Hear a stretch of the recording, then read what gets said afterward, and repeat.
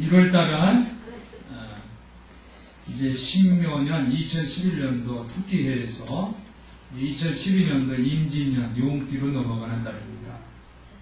우리 손자들은 이 자축인묘 진사오미 신유수에서 가축들의 이름을 통해서 지혜로운 그러한 덕담을 하는 그러한 전통이 있습니다. 그래서 토끼는 지혜와 풍요를 상징한다고 말했고, 빨간 눈은 이제 다산, 번신력이 강하고 또 길고 강한 뒷다리로 힘차게 뛰고, 또 귀는 길고 꼬리는 짧은 것에 이제 주목을 했습니다. 토끼 모양을 보면 장점이 참 많습니다.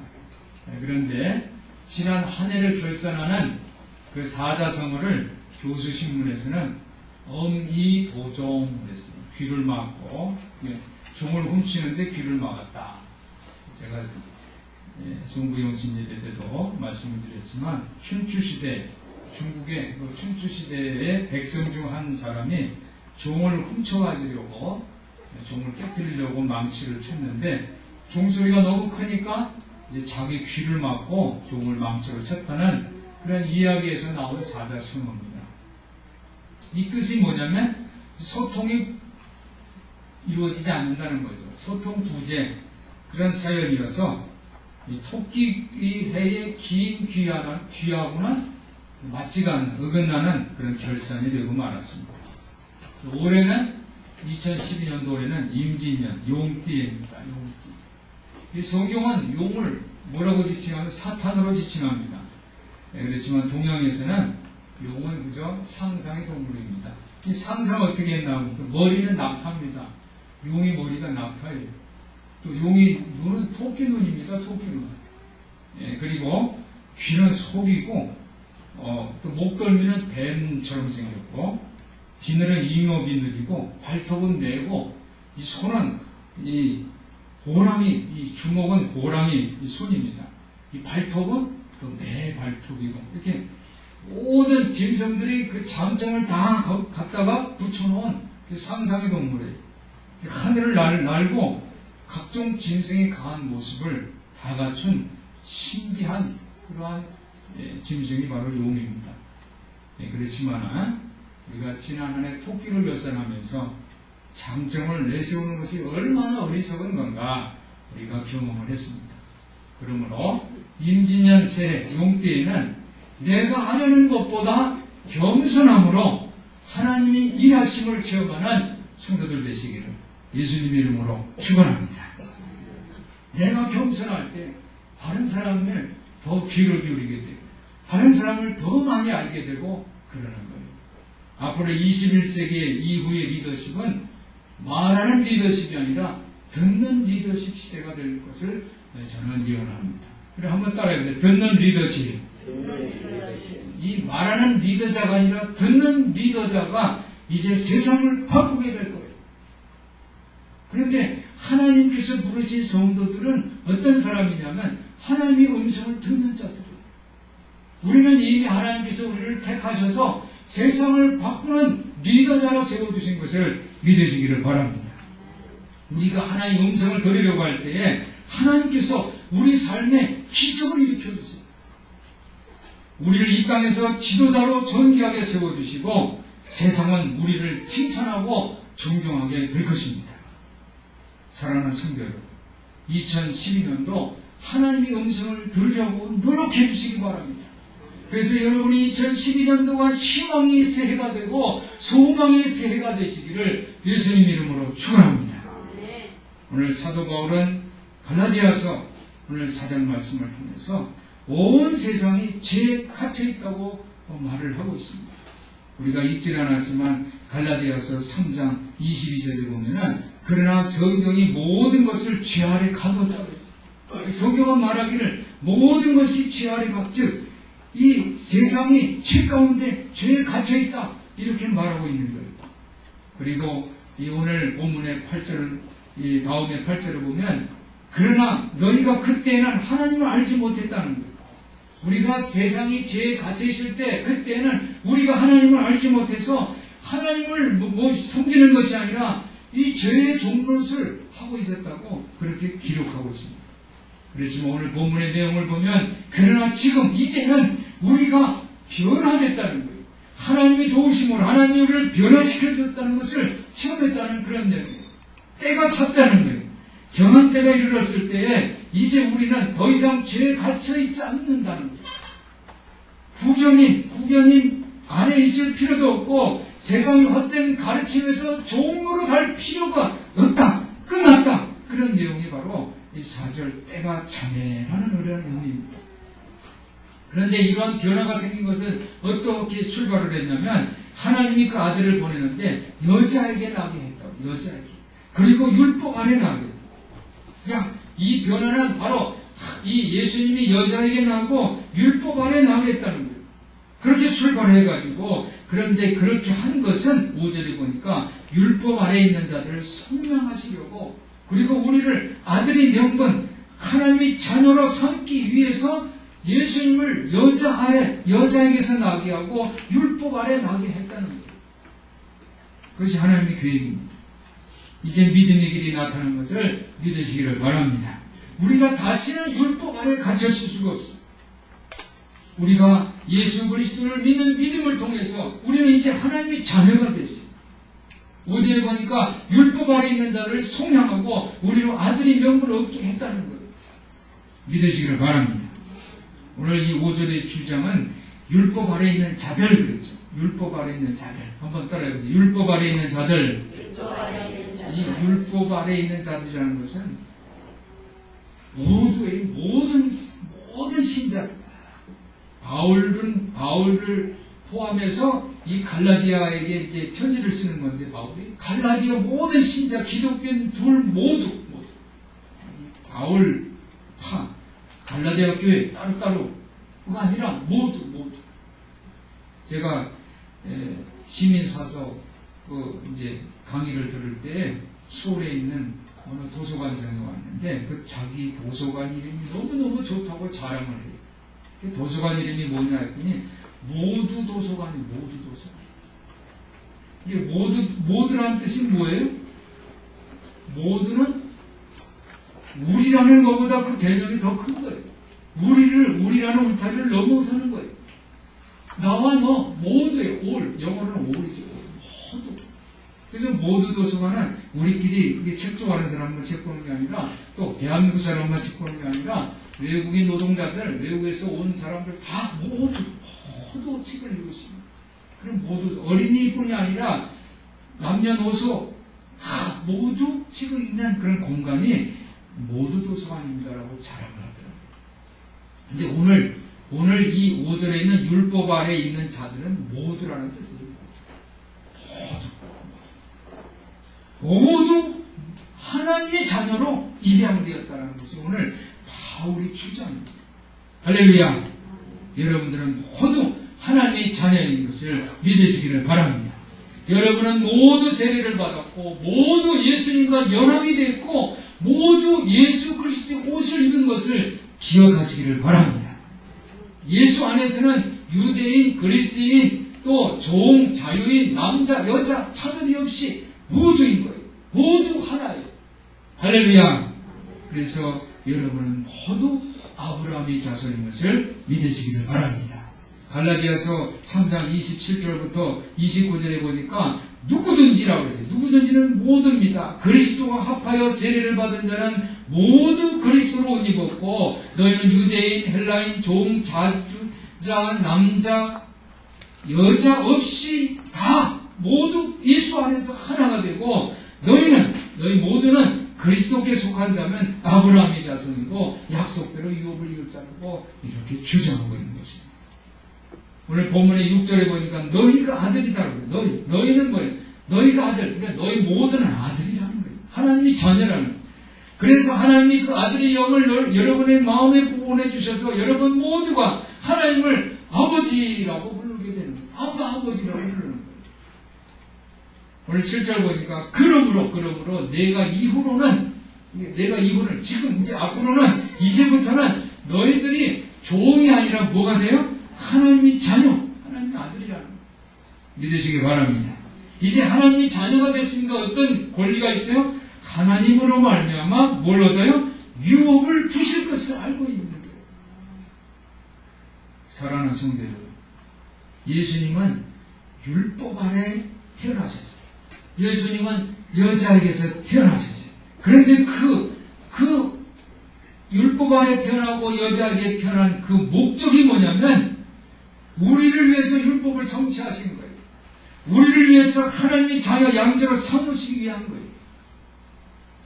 텔레비 SBS 붕어빵 프로 여러분들 좋아하시죠? 붕어빵 프로를 보면 아이들 엄마 아버지는 뒤에 있고 아기들이 앞에 나와서 사자성어도 하고 어려운 거 하는데 막 옆에서 막 엄마 아빠가 웃으면 왜 웃지 하고 몰라가지고 막 이해를 못하니까 심지어 그 영상에다가 막 신탈이 엉킨 것처럼 그려놓고 무슨 뜻인지도 모르고 막 그래요. 미션을 주면 아이가 막 못하면 엄마 아빠들이 대신 나와서 미션을 수행하면 그래서 점수를 얻는 그런 프로가 있어요. 저는 그것을 보면서 우리가 하나님이 자녀 우리가 미션을 수행할 수 없으니까 즉 율법을 내가 수행할 수 없으니까 예수 그리스도께서 우리를 위해서 율법을 어떻게 해요? 성취해 주신 거구나. 내가 율법을 지키려고 아무리 애를 쓰고 노력을 해도 할 수 없으니까 불가능하니까 예수님이 해주신 거구나. 저는 그것을 깨달아요. 오늘 본문은 우리가 양자되었다는 말씀이에요. 한번 따라해주세요. 은혜로. 이제 큰 의미에서 보면은 우리가 변화했다는 거예요. 우리가 애벌레인데 나비로 변화된 거예요. 우리가 영적으로 너무너무 가난했는데 이제 영적으로는 부자로 변화됐다는 변신 이야기입니다. 그런데 우리가 변신한 것은 나비가 되고 우리가 영적인 부자가 되는 그것이 그 변신의 수단이 아니라 우리로 하여금 하나님을 예배하고 한번 따라해주세요. 하나님을 예배하고 하나님을 예배하고 그리고 하나님의 뜻을 성취하는 것이 우리를 변화시킨 목적인 것을 믿으시기 바랍니다. 하나님 우리에게 복을 주시는 거예요. 영적인 부자가 되고 우리를 애벌레처럼 너무 기고 힘들게 사는 것이 아니라 나비처럼 훨훨 날아다니고 형통한 삶을 살게 하는 것은 그것이 목적이 아니라 우리가 하나님의 뜻을 실천하는 하나님께 예배자로 살기 위해 하는 것이 바로 목적인 것을 믿으시기를 바랍니다. 그러기 위해서 예수 그리스도가 우리를 상속자가 되기 위해서 십자가로 돌아가신 거예요. 예수 안에서 우리는 하나님의 자녀인 것을 믿으시기를 바랍니다. 한번 따라 예수 안에서 우리는 하나님의 자녀입니다. 믿습니까? 사랑하는 성도 여러분, 이 종은 자기가 들은 것만 해야 돼. 들은 것. 그죠? 시키는 거, 주인이 시키면 그것을 섬기는 게 종이에요. 뭐 할까요? 뭐 해라 그러면 그거 하는 게 종이에요. 그런데 자녀는 아니에요, 자녀는 이 가족 전체를 생각하는 관계를 생각해요. 아버지와의 관계를 생각하고 형제들과의 관계를 생각하고 관계를 생각하는 것이 자녀입니다. 자녀. 그래서 자녀는 자녀의 지위에 어울리는 행동을 하는 거예요. 자기보다 더 큰 자녀는 자기만 생각하는 것이 아니라 자기보다 더 큰 가족의 그 관계를 생각하는 거예요. 거기 가족의 참여자입니다. 그래서 가족 안에서 서로 주고 받는 것을 배우는 것이 바로 자녀들이에요. 우리가 인생을 살 때 질문하는 그 질문 사항들이 있습니다. 내가 돈을 벌었는데 그 돈을 버는 것을 내가 쓰지 않고 왜 다른 사람을 위해서 희생하느냐? 그 질문이 될 수 있잖아. 내가 벌었는데 내가 쓰지 않고 다른 사람. 버는 사람 따로 있고 쓰는 사람 왜 따로 있지? 그렇게 여러분들 질문이 될 수 있잖아. 그렇죠? 내가 왜 교회를 왜 내가 섬겨야 돼? 교회하고 나하고 무슨 상관이야? 이렇게 생각할 수가 있잖아. 내가 왜 결혼했는데 배우자에게 충실을 해야 돼? 나는 독립대 인격자인데? 라고 생각할 수도 있어요. 내가 왜 그리스찬으로 살아야 돼? 이런 질문도 할 수 있어요. 그것들이 왜 질문하느냐? 즉, 내가 의무와, 그렇죠? 책임, 규칙을 가지고 내가 실천하려고 노력을 하면은 그게 잘 안 될 때 질문하게 되는 거예요. 의무를 가지고 살 때는 어떤 사람은 의무를 잘 지키고 규칙을 잘 지키는 모범생들은 있어요. 그렇죠? 타의 모범이 된다. 그래서 모범상을 받는 사람도 있어요. 그렇지만 다 그런 게 아니에요. 규칙, 의무가 내 생각과 내 태도, 내 감정을 딱 세팅해 주지는 않는다는 거예요. 그렇지만 관계는 달라요. 관계가 맺어지게 되면 자동적으로 되는 거예요. 즐거워서 기뻐서 행복해서 하는 거예요. 아 괜찮아 해도 하고 싶은 거예요. 자녀들은 완전 우리를 위해서 하지 마라. 엄마 아빠 위해서 살아. 그래도 부모는 관계 때문에 다 주고 싶고 그런 거예요. 또 자녀들도 이제 너희들은 이제 독립했으니까 너 이렇게 살아 해도 엄마 아빠의 관계 때문에 효도를 하는 거예요. 마찬가지입니다. 교회도 예수 그리스도가 교회의 머리고 우리는 예수님이 지체입니다. 지체이기 때문에 머리 대신 예수님 말씀을 듣고 교회를 섬기는 거예요. 한 몸이기 때문에 우리는 예수 안에서 하나이기 때문에 하나이기 때문에 할렐루야. 제가 의무, 이 규칙에 대해서 이해를 하라고 했죠. 어떤 어린아이가 장난감을 가지고 이제 막 놀아요. 이 장난감 엄마 아빠가 사준 게 아니에요. 얘가 다른 애 거를 훔친 거예요. 재밌게 놀아. 그런데 부모가 그걸 봤어요. 그냥 좀 훌륭하지 못한 부모는 그래 나 갖고 놀아 하고 넘어가지만은 그래도 좀 양식이 의식이 있는 부모, 훌륭한 부모는 그거 어떻게 해야 돼요? 아이한테 훔친 거는 안 좋아. 그죠? 이 어린 3살 버릇이 8까지 간다는데 어려서부터 남의 거 훔쳐가지고 나만 조금 즐거우면 된다 하고 넘어가면 안 되잖아요. 그래서 이걸 고치기 위해서 이거 잘못한 거야. 가서 이거 미안해 하고 사과해. 윽박지르면서 가르치고 아이를 하기 싫은데도 엄마가 시키니까 강하게 못 이겨서 그래서 억지로 가가지고 미안해 하고 아이 입에서 억지로 나와요. 이거는 어떤 모습이냐? 물론 이것은 꼭 해야 되지만은 이거는 의무와 규칙 때문에 억지로 하는 거예요. 강요된 것으로 하는 거예요. 의무와 규칙이 예입니다. 그런데 이 아이가 이제 점점 세월이 흘러서 이 아이가 이제 부모가 됐어요. 부모가 됐는데 이제 자동차를 샀어요. 자동차를 이제 문을 닫는데 텅 닫는데 통 소리가 나고 이상하게 뚝 소리가 나요. 그때 애기가 으앙 하고 오는 거예요.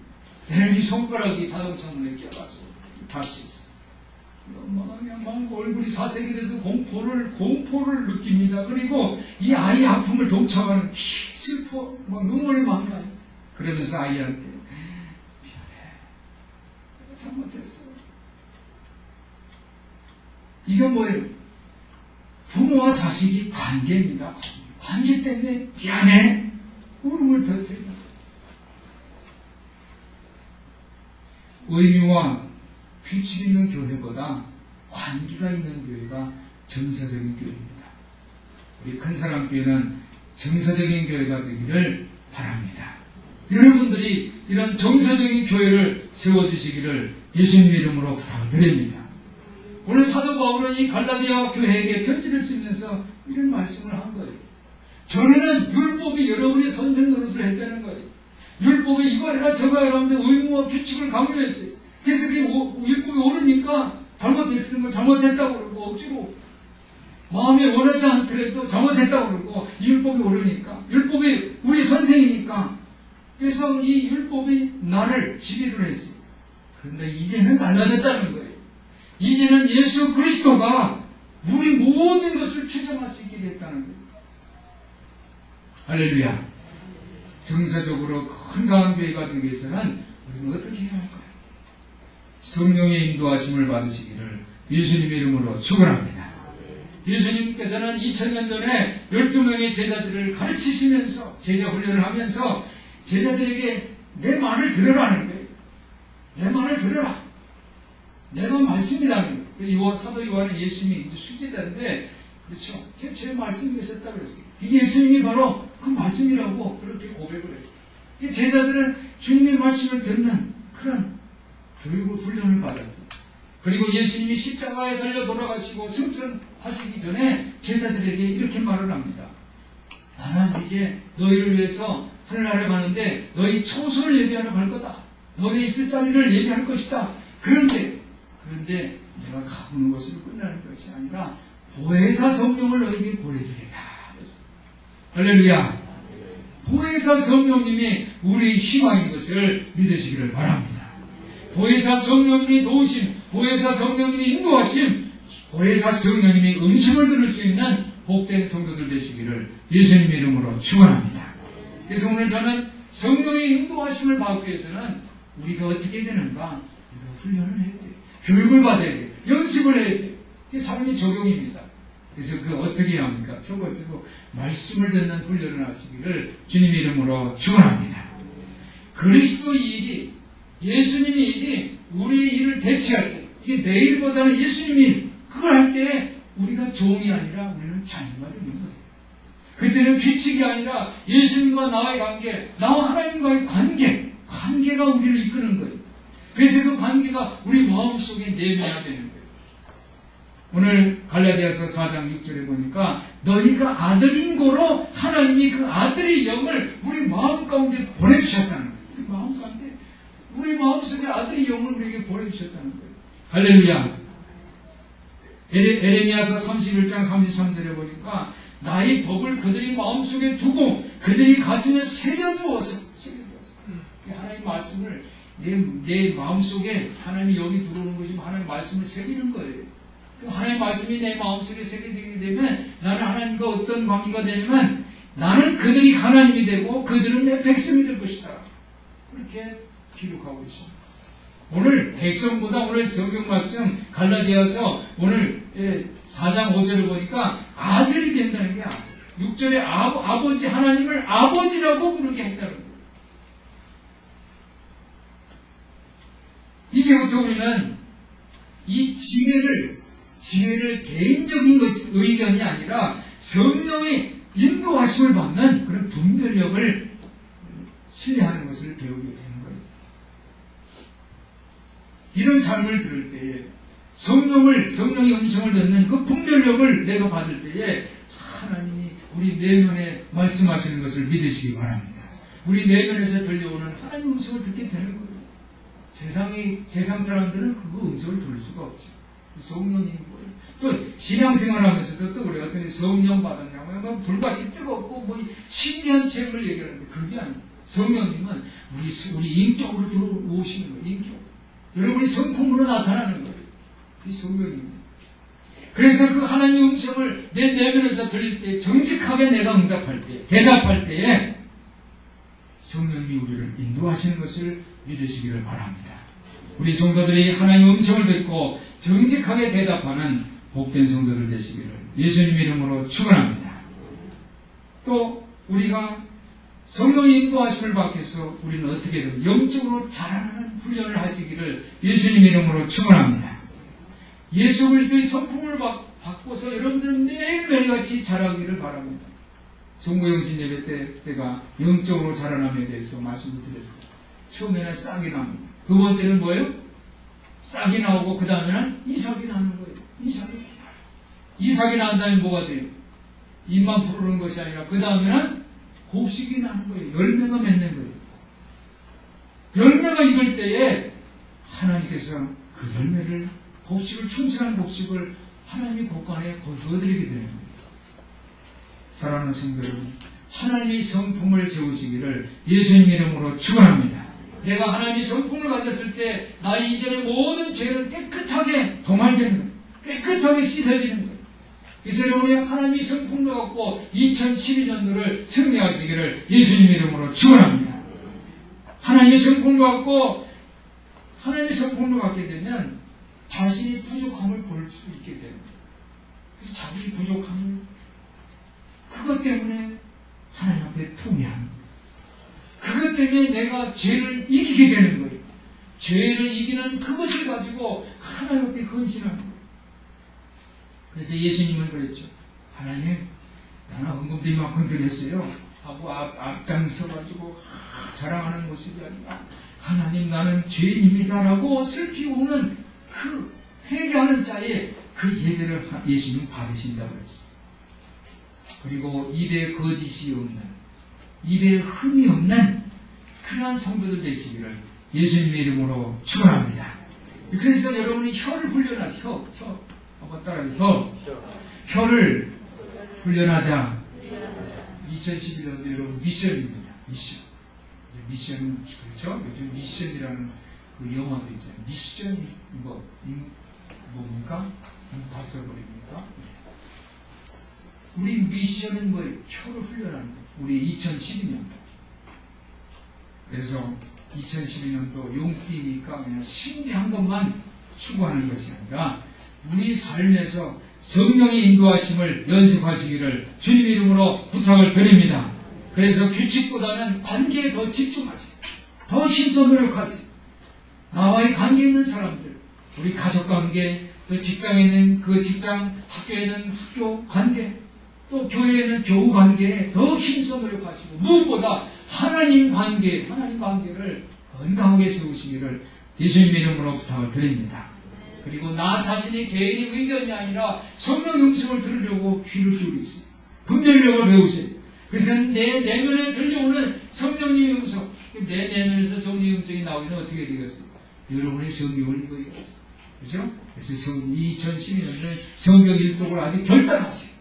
성경을 계속 읽다 보면 우리 마음속에 말씀이 새겨지는 거예요. 그리고 내가 필요할 때 말씀이 내 마음속에서 우러나는 거예요. 들려지는 거예요. 그때 우리는 분별력을 얻게 되고 예수 그리스도의 성품을 배우게 되고 그래서 선악간에 내가 분별하게 되고 순종의 사람이 될 줄 믿습니다. 그리고 혀를 훈련하고 말에 실수가 없도록 여러분의 생각과 말을 하나님의 뜻에 복종하고 성령의 인도하심을 받고 하나님의 상속자로서 복된 성도들 되시기를 예수님 이름으로 축원합니다. 축원합니다. 기도하겠습니다. 사랑이 많으신 하나님 아버지, 우리 성도들이 성령 인도하심을 통해서 분별력을 배우게 하여 주시옵소서. 순종의 사람이 되어 하나님의 상속자로서 복된 성도 되게 하여 주시옵소서. 우리 주 예수 그리스도 이름으로 기도하옵나이다. 아멘.